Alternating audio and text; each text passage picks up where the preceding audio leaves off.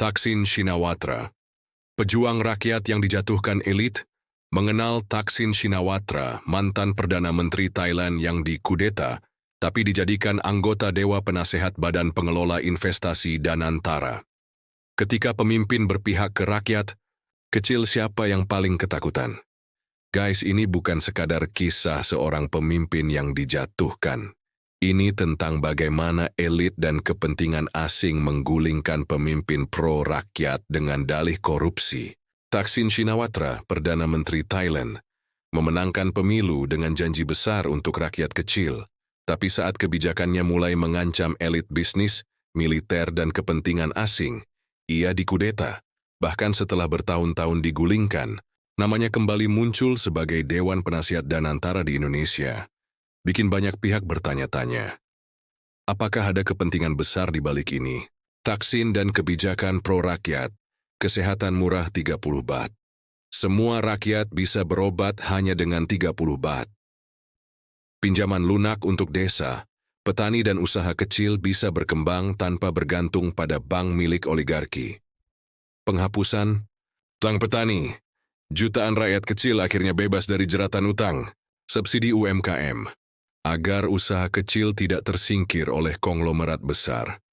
Bagi rakyat kecil, Thaksin adalah penyelamat, tapi bagi elit bisnis dan asing, ia adalah ancaman besar.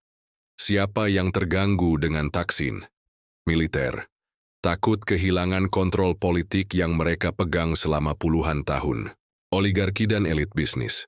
Subsidi dan kebijakan pro-rakyat menggerus keuntungan mereka. Kepentingan asing. Thaksin ingin Thailand mandiri. Menolak kebijakan IMF yang menguntungkan investor asing. Monarki dan istana. Popularitasnya menyaingi. Pengaruh kerajaan dalam politik nasional. Mereka tidak bisa membiarkan Thaksin terus berkuasa.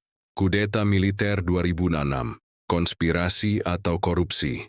Saat tuduhan korupsi tidak cukup menjatuhkannya, militer turun tangan.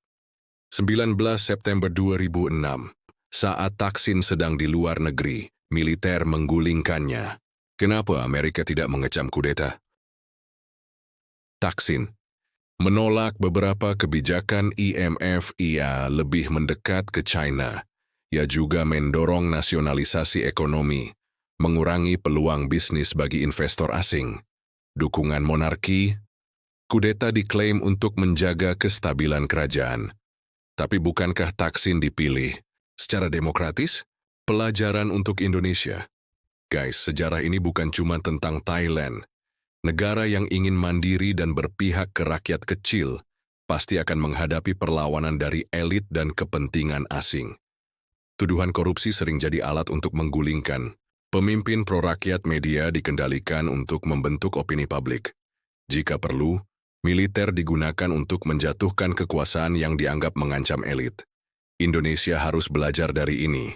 Kalau kita ingin ekonomi lebih mandiri, apakah kita siap menghadapi konsekuensinya? Thaksin, koruptor atau pejuang rakyat? Apakah kudeta ini benar-benar untuk menyelamatkan Thailand? Atau hanya cara agar elit dan asing bisa kembali menguasai negeri? Sekarang Thaksin kembali mencuri perhatian sebagai Dewan Penasihat Danantara di Indonesia. Apa kepentingan sebenarnya di balik ini? Tulis pendapat kalian di kolom komentar.